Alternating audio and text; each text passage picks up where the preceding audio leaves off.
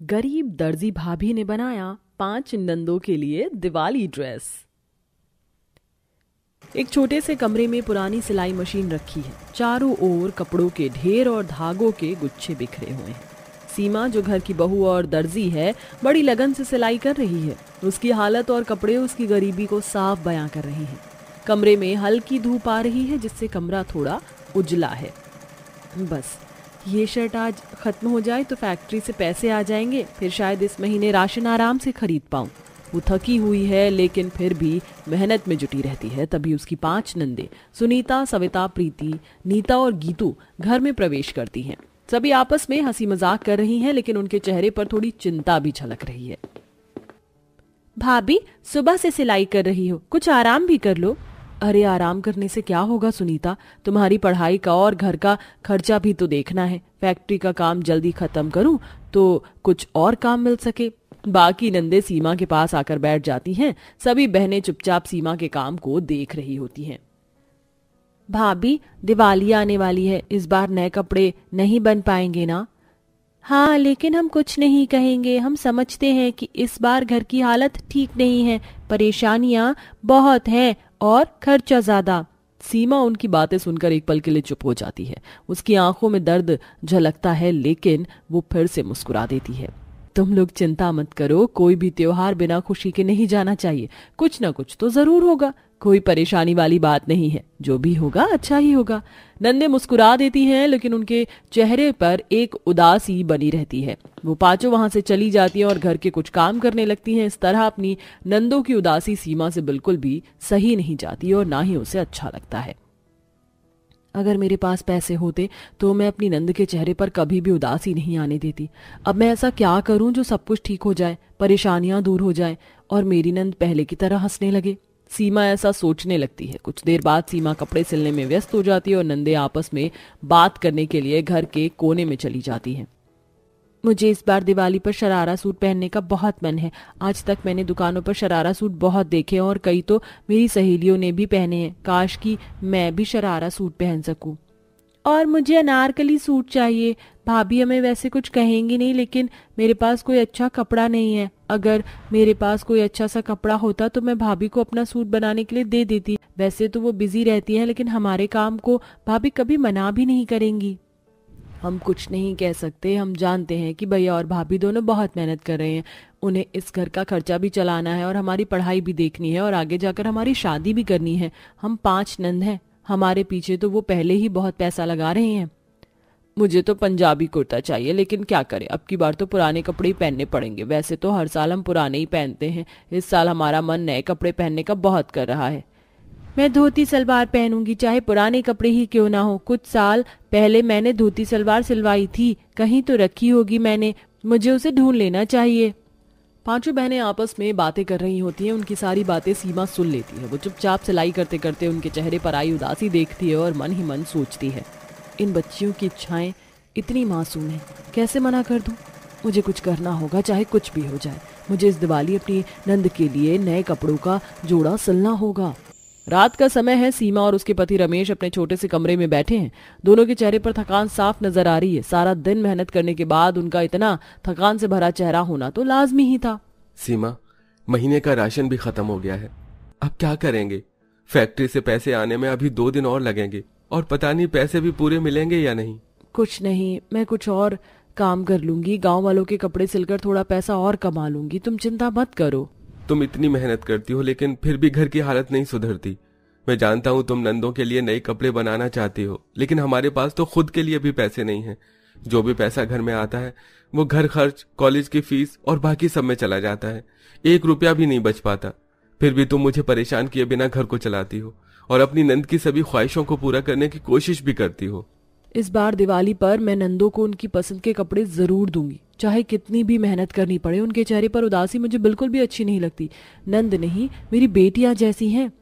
ये सुनते ही रमेश की आंखें भर आती हैं और वो सीमा को गले से लगा लेता है, जिसके बाद दोनों पति पत्नी सो जाते हैं। सीमा रात दिन मेहनत करती है, गांव वालों के कपड़े सिलती है और हर छोटा बड़ा काम करती है।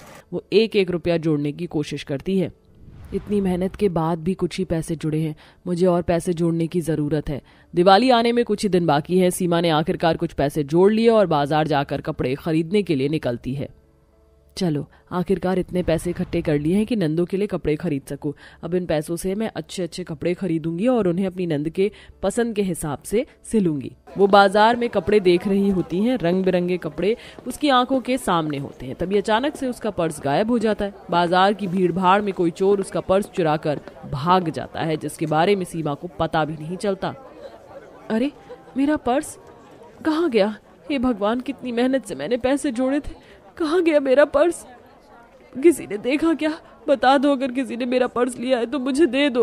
वो इधर उधर पर्स ढूंढने की कोशिश करती है, लेकिन पर्स कहीं नहीं मिलता। उसका चेहरा उदासी और चिंता से भर जाता है। वो रोने लगती है। अब मैं क्या करूंगी? इतने दिनों की मेहनत बेकार चली गई। नंदों के कपड़े कैसे बनाऊंगी? हे भगवान, सब कुछ खराब हो गया। सारी मेहनत मिट्टी में मिल गई। वो बाजार में ही रोने लगती है। आखिर में वो दुखी होकर घर लौट रही होती है। तभी उसे रास्ते में एक चमकता हुआ सिक्का दिखाई देता है। ये सिक्का, ये यहाँ कैसे आया? शायद किसी का गिर गया होगा। अब क्या करूं? कोई आसपास दिखाई तो दे नहीं रहा। वो सिक्का उठाती है और यहाँ वहां देखने लगती है। किसी के ना होने के बाद वह उस सिक्के को अपनी साड़ी के पल्लू में बांध लेती है। जैसे जैसे वो घर की ओर बढ़ती है, उसे महसूस होता है कि उसका पल्लू भारी होता जा रहा है। अरे, ये पल्लू इतना भारी क्यों हो रहा है? कंधे में भी दर्द हो गया। मेरे पल्लू की वजह से ऐसा लग रहा है जैसे ईंट पत्थर भर लिए हो साड़ी के पल्लू में। वो घर पहुंचकर पल्लू खोलती है और देखती है कि उसके अंदर 10-10 के कई सिक्के हैं। उसकी आंखें चौड़ी हो जाती हैं, जैसे अचानक कोई चमत्कार हो गया हो। ये इतने सारे सिक्के, ये कहाँ से आए? भगवान ने मेरी सुन ली। लगता है साक्षात भगवान ने मेरी मदद की। हे ऊपर वाले, तेरा शुक्रिया। आज तूने मेरी सारी मेहनत वापस से मुझे लौटा दी। सीमा की खुशी का अब कोई ठिकाना नहीं होता और वो जल्दी से बाजार जाती है और सभी नंदों की पसंद के अनुसार कपड़ा खरीदती है। वो घर आकर तुरंत सिलाई में जुट जाती है। मैं अपनी नंदों के लिए सबसे खूबसूरत कपड़े सिलूंगी। किसी भी दिवाली बिना खुशियों के नहीं जाएगी। वो दिन रात मेहनत करके सभी नंदों के लिए शरारा सूट, अनारकली सूट, पंजाबी कुर्ता, धोती सलवार और साड़ी सिलती है। उसकी मेहनत रंग लाती है। सभी कपड़े बहुत सुंदर सिलते हैं, जो देखने लायक होते हैं। ऐसे ही बहुत जल्द दिवाली का दिन आ गया है। पूरा घर साफ सुथरा और सजाया हुआ है। पांचों नंदे घरों में दिए और रंगोलियों से सजावट कर रही हैं। उनके चेहरे पर हल्की सी उदासी है, क्योंकि उन्हें नए कपड़े मिलने की उम्मीद नहीं है। शायद इस बार पुराने कपड़े से ही काम चलाना होगा। भैया भाभी ने हमें कभी निराश नहीं किया, लेकिन हम जानते हैं कि हालात कैसे हैं। तभी सीमा सभी नंदों के सामने नए कपड़ों के पैकेट रख देती है। सभी नंदे चौंक कर उसकी ओर देखती हैं। चलो देखो क्या है इन पैकेट्स में। शायद इसके अंदर किसी के लिए कुछ खास हो सकता है, जैसे कि तुम्हारे लिए। पांचों नंदे अचानक से हैरान हो जाती हैं। वो पांचों जल्दी से पैकेट्स खोलती हैं और देखते ही देखते खुशी से उछल पड़ती हैं। भाभी, ये वही कपड़े हैं जो हम पहनना चाहते थे। आपको कैसे पता कि हमें ये सब चाहिए था? जब तुम पांचों आपस में बातें कर रही थी तो मैंने तुम्हारी सारी बातें सुन ली थी। उसी दिन से ही मैं 1-1 रुपया जोड़ रही थी तुम्हारे लिए, ताकि तुम्हारे उदास चेहरे पर मुस्कान देख सकूं। आज तुम्हारे खिले हुए चेहरों ने मेरा दिल खुश कर दिया। हमेशा ऐसे ही हंसते रहा करो। सीमा की ये बात सुनकर उसकी पांचों नंद भावुक हो जाती हैं और उसे गले से लगा लेती हैं और पांचों ही अपनी भाभी का बहुत शुक्रिया अदा करती हैं। इधर रमेश ये सब देखकर खुश हो जाता है। इसी के चलते भाभी की मेहनत से पांचों नंद दिवाली पर अपनी पसंद की ड्रेस पहनकर बहुत खुश होती हैं और खुशी खुशी दिवाली का त्योहार सेलिब्रेट करती हैं। प्यारे दर्शकों, कैसी लगी आपको हमारी गरीब नंद भाभी की ये कहानी? हमें कमेंट में बताना ना भूलें। साथ ही क्या आपके आस पड़ोस में भी कोई ऐसी ही नंद भाभी रहती हैं? तो हमें ये भी बताइए। आपने छत की मरम्मत करवाने के लिए मालिक से बात करी?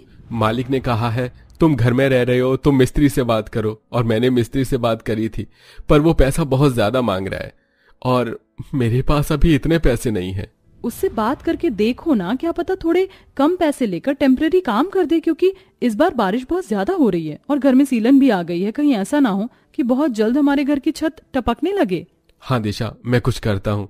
तुम जल्दी से 2 रोटी बना दो, मुझे फैक्ट्री के लिए निकलना है। राजीव के कहने पर दिशा जल्दी से उसके लिए 2 रोटी बना देती है, जिसे खाकर राजीव फैक्ट्री के लिए चला जाता है। अब शाम को राजीव भीगते हुए बुखार से तड़पता घर आता है। दिशा, मुझे बहुत ठंड लग रही है, जल्दी से एक कंबल निकाल दो। क्या ठंड लग रही है? आप मुझे 5 मिनट दो, मैं अभी संदूक में से कंबल निकाल देती हूँ। दिशा संदूक में से जल्दी से एक कंबल निकालकर राजीव को उड़ा देती है, पर अब भी राजीव बुखार से तड़प रहा था और ठंड से कांप रहा था। तो वहीं दूसरी ओर घर का दरवाजा टूटा होने की वजह से बारिश का पानी घर में आ रहा होता है। हे भगवान, एक तो राजीव जी बुखार से तड़प रहे हैं, ऊपर से बारिश का पानी घर में आ रहा है। हमारे पास तो खाट भी नहीं है, कहीं ऐसा ना हो कि बारिश का पानी राजीव के बिस्तर तक पहुंच जाए। पानी धीरे धीरे घर में बढ़ता जा रहा था, इसलिए दिशा जल्दी से खराब कपड़े चौखट के पास लगा देती है, जिस वजह से बारिश का पानी चौखट के बाहर ही जमा हो जाता है और दिशा बारिश से बचती हुई अपनी पड़ोसन के घर जाती है। बहन, तुम्हारे घर में तो फ्रिज है, तुम बर्फ जमा कर रखती हो ना, थोड़ा सा बर्फ दे दो, राजीव जी को बहुत बुखार है। मैं सोच रही हूँ कि उन्हें ठंडे पानी की पट्टी कर दूं। हाँ हाँ दिशा बहन, क्यों नहीं, मैं अभी तुम्हें बर्फ लाकर देती हूँ, और अगर तुम्हें किसी और भी चीज की जरूरत हो तो बेझिझक हमसे मदद आकर मांग लेना। तुमने हमारी बहुत मदद कर रखी है, हम तुम्हारा एहसान कभी नहीं भूल सकते। ऐसा क्यों बोलती हो बहन, मैंने अकेले ही तुम पर कोई एहसान थोड़ी ना किया है, मैंने तो बस जरूरत पड़ने पर तुम्हारी मदद करी है, जैसे आज तुम मेरी कर रही हो। नहीं दिशा बहन, जब मेरी बेटी की शादी थी और दहेज की वजह से बारात वापस जा रही थी तो तुमने ही 2 लाख रुपए देकर मेरी बेटी की शादी करवाई थी।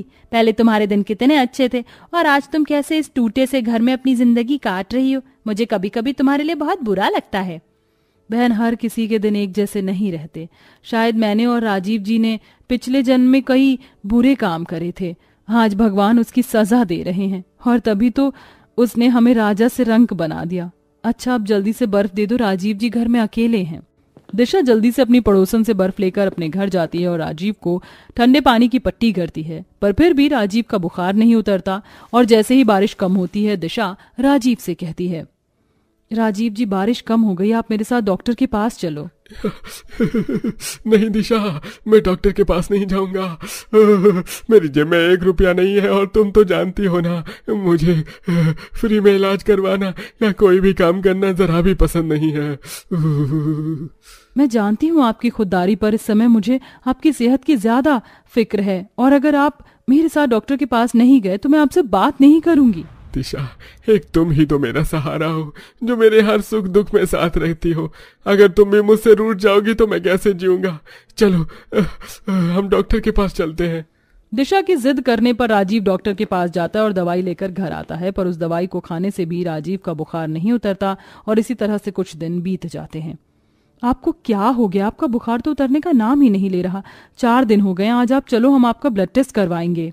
दिशा, हम पहले ही 2000 की दवाई डॉक्टर से उधार ला चुके हैं, अब मैं और कर्ज में नहीं डूबना चाहता, मैं अपने आप ठीक हो जाऊंगा। पर अगर आप दवाई नहीं लेंगे तो कैसे ठीक होंगे? मैं हो जाऊंगा ठीक, और बारिश रुकने दो, मैं सरकारी अस्पताल से अपना इलाज करवाऊंगा। अच्छा ठीक है, पर जो घर में दवाई रखी है वो तो खा लीजिए, मैं अभी आपके लिए कुछ खाने के लिए बना देती हूँ। इतना बोलकर दिशा जब खाना बनाने के लिए बैठती है तो वो देखती है कि उसका गैस खत्म हो चुका है और उसके पास गैस लेने के पैसे नहीं होते हैं, इसलिए वह कुछ ईंटें और सूखी लकड़ियों का इंतजाम करके अपने पति के लिए चावल में पानी और नमक मसाला डालकर खिचड़ी बनाती है। लीजिए, थोड़ा सा खाना खा लीजिए। दिशा, आज तुम सिर्फ मेरा खाना लेकर आई हो, तुम्हारा खाना किधर है? अभी मुझे भूख नहीं है, मैं बाद में खाऊंगी। दिशा, तुम मुझसे झूठ बोलने की कोशिश कर रही हो ना? सच सच कहना, घर में अनाज खत्म हो गया है ना? राजीव की बातें सुनकर दिशा उदास हो जाती है और राजीव सब समझ जाता है, जिसके बाद राजीव अपनी बीवी से कहता है, पता नहीं मैंने ऐसी कौन सी गलती कर दी जो भगवान मुझसे नाराज हो गया। मैंने अपनी दोनों बहन का भविष्य ही तो देखा था, उन्हें अच्छे घर में ही तो भेजा था।